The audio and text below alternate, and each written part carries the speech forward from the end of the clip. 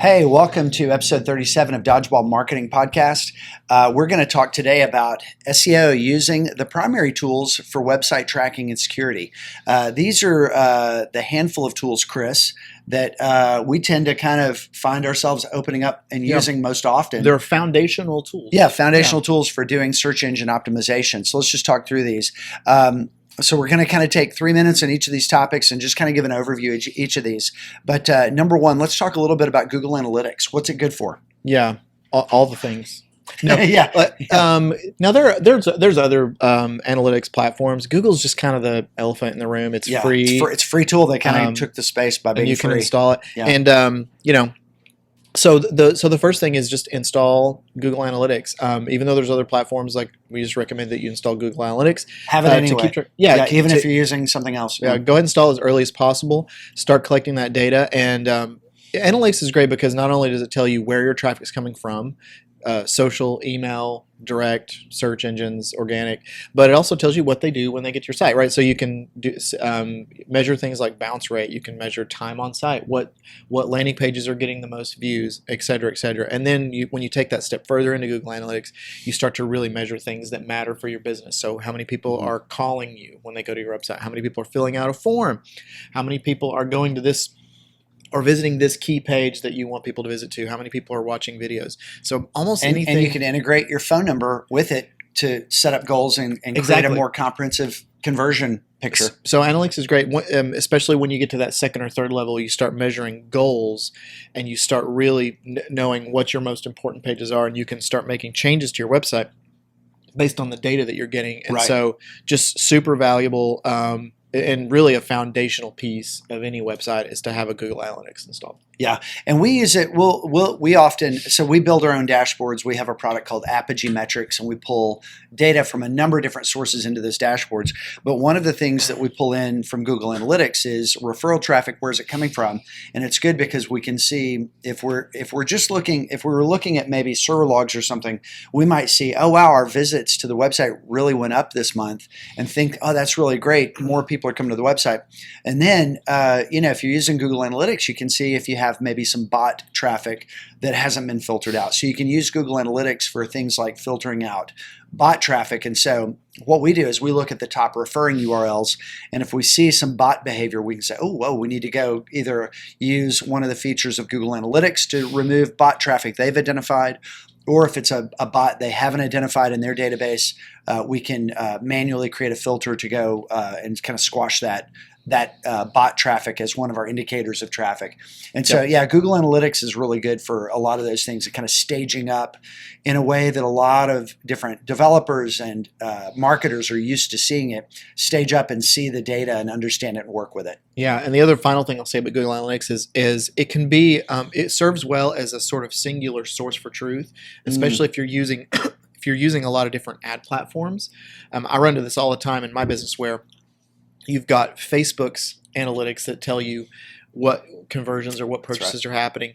And then you've got Google. A lot of times Google has a better, because it sees everything. It sees the email, it sees organic, and it can sort of parse out where the activity is happening a little bit better. A lot of times Facebook will take credit for stuff that's not theirs. That's right.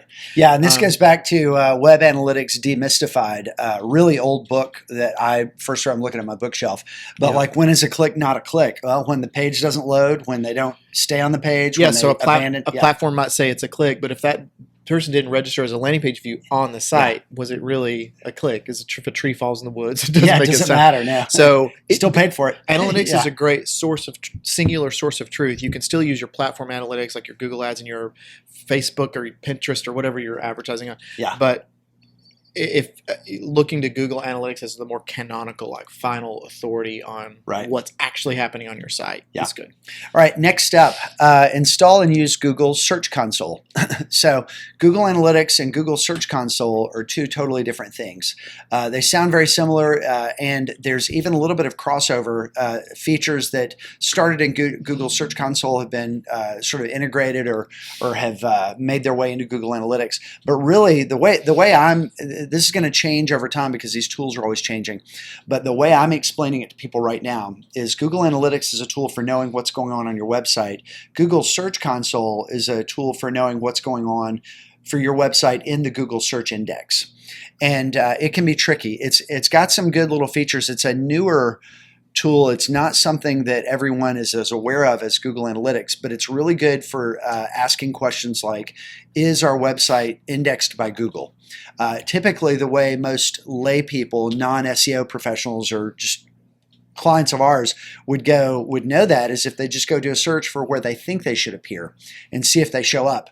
Well, that might tell you yes or no, but it doesn't tell you the why. Google Search Console can give you a little bit more of the why. And it's got something really cool. You can actually put in a single URL for a page and make sure that that page is being indexed. So there's some tools that are there. I think, Chris, that Google Search Console is going to expand in the future. That's my theory. I think it's going to become as robust of a set of tools and capabilities as Google Analytics. I think it's just a little bit behind GA in its evolution, but I think it's going to be really valuable. We had something happen this week. We have a client, and they have a new website, and it has tens of thousands of pages, and they had some pages that were just clearly not being indexed. And we couldn't find anything in their robots.txt file. We couldn't find anything in the header of the page that was making it, that was saying, don't index me. We were clearly able to confirm that it was not indexed. And then went to Google Search Console, and we were able to just get one of the sample pages, one of the URLs, and put it in and inspect it. And it said, hey, this page is telling us not to index the page in the header of the page. It's giving us a do not index meta tag. And what we found was, since mobile first indexing happened, that Google was using a mobile version of the website. We were going to the desktop version on our computers because that's where we were working. We're not doing SEO work on our phones. We're using computers. But we were looking at the source code and saying, yeah, there's nothing wrong here. Well, we were kind of tricking ourselves because we were being served a version of the website for desktop. We really would have had to look at the source code for mobile. So we got that little error message in Search Console, and we're able to go and set the client on the right course for inspecting their code that's generating the mobile version. Basically, when they were developing the site, they probably had a switch flip that said, do not index these pages, and then they flipped it live for desktop, but not for mobile. And so now they'll be able to go and probably troubleshoot that, and hopefully that fixes the problem. But we were able to use Search Console to go in and just see exactly what wasn't being indexed. All right. Chris, let's talk about what do you know and what do you hear about Bing Webmaster tools? Well, I tell you, I spend a lot of time in Bing Webmaster tools. I don't believe you. As an advertising professional. Have you really? Are you kidding? No, yes, I'm kidding. Okay. So here's the deal. This is kind of one of those. Our third one is install and use Bing Webmaster tools, and Bing Webmaster tools is, of course, the Bing/Yahoo's version of Google Search Console. Yep. It's a way where you can see that what's happening inside the search engines. Look at click-through rate for different search terms. The way I look at this is, this is probably something that you install once, leave it there, maybe check it once every couple months. It's not going to give you as much information as Google Search Console because not as many people use the search engine. But that might not always be the case. In 5 years, maybe Bing has 50% market share. We don't know. Unlikely, but so it's good to go ahead and deploy that, have it installed, and check it periodically, make sure it's still working, make sure it doesn't have any errors, and then in the future, if Bing, Yahoo becomes a part of more of your traffic, if user behavior changes, then you have it. Yeah, if they got bought by Apple, or something. It's just foundational. I would still spend the vast majority of your time, 98% of your time, in Google Search Console, Google Analytics, trying to figure out what people are doing. But it's good to install. It's a good kind of like foundational thing. Install it once, check it periodically, and then as users increase, you might pay a little more attention to it. That's good. And I'll add one more kind of note. And if you're watching this as a whole episode, this would be a little more helpful. But if you're watching as clips, this is kind of something to explore and think about. Think of Google Analytics as an area where there's a lot of capability that you can use in Google Analytics to craft goals and objectives and to think about how Google Analytics can be set up for your business. There's a lot of creativity available to you with Google Analytics, with Google Search Console and Bing Webmaster tools, and having both of these running. It's really more of a check for alerts, check for problems. It's more of a data feed. You can't really manipulate it and control it. It's Yeah, just, here's what's there's happening. not really any customization, but it's more of a place to go and see what are the little pips showing you in terms of alerts or things to look at and resolve. Because if you do have any errors, Bing is a little bit different; it's a different animal. And so generally with SEO, we'll say if you optimize for Google, you're automatically optimizing for Bing, and that's true for 90% of what's going on. But it is a good tool to have in there to monitor and resolve any alerts or any index problems. Yeah, perfect. Yeah. So that's Bing Webmaster Tools. Michael, why don't you take the fourth one here about SSL? Yeah. So next item is purchase and update SSL as needed. And this is a tricky one. One of the factors with SEO a few years ago is our website secure? And we tended to think of that as being really important when any payment methods were being transacted or being shared. So an SSL certificate was really important for an e-commerce website. And a lot of websites were more informational and it didn't really matter if there was SSL. Well, Google did something pretty aggressive. They said, hey, we really favor sites that are secure over sites that are not secure. We don't want to drive people to websites where their email may be getting picked up and added to a database if they complete a form.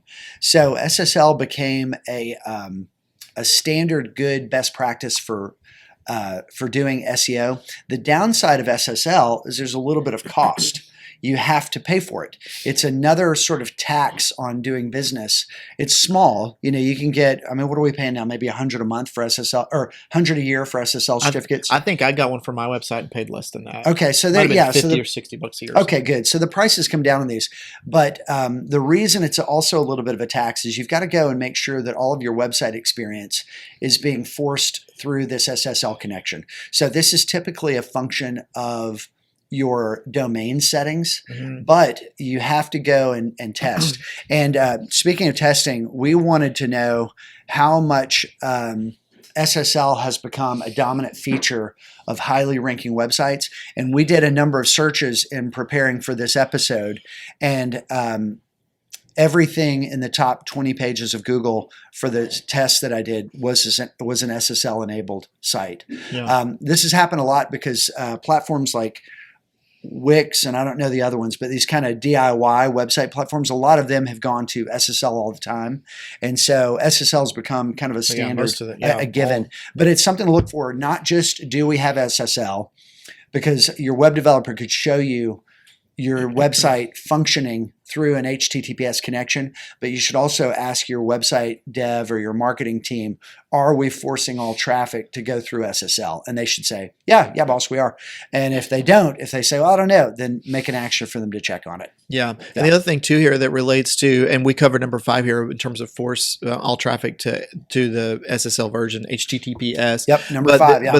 But the final thing to say about that is that it's really a signal of trust to users, and because most of the web browsers now are creating little warnings at the top where the URL shows, or maybe even on the website itself, that this site may be unsafe. So they're getting more, especially Google is getting more amped up at like telling users that putting a little like exclamation mark inside the URL, and that's a signal to users like, oh, is this not a safe area? Is this a weird part of the internet that I shouldn't be in? Are they going to steal my information? Like things like that. So because of the behavior of the browsers that are doing that and warning people when it's not SSL, you really need to get it to communicate to your audience like we're a safe website. Yeah, that's right. So I kind of jumped the gun on this topic, but force all traffic to HTTPS, number 5. And so you've got Chrome browsers are showing like red alert, the website you're trying to go to, it may not be safe. And it's a graduated threat level with Chrome. It's interesting. It's not, they don't show the same message, or they didn't, last time I thought about this, maybe 6 months ago with the Chrome message, they don't show the exact same level of threat. It seems to have something to do, or it did for a while, with the amount of interactivity. But not having a user have to deal with that is a trust factor. And then I'll add one more thing to this on forcing all traffic to HTTPS, Chris. I think that SSL, we're certified, we're safe, is something you could even show visually as a seal. Seals and credentials are a good way in a checkout process to Especially show for that, e-commerce, that yeah. we're following. If you're doing e-commerce, I think it would be worth it to add a little trusted seal. Little lock that says SSL encrypted. Even if it's just something that you have a graphic designer put together or using the lock icon, I think that's another touch point you can use. But to do that, you've got to be sure that you've forced all traffic to connect through the secure connection. So you're not saying that it's HTTPS when it isn't. Perfect. Yeah. Excellent. All right. That's all we have. Yeah. Primary tools for this is really foundational stuff to put on your website for tracking and security. Hope it was helpful. Excellent. Thanks, everybody.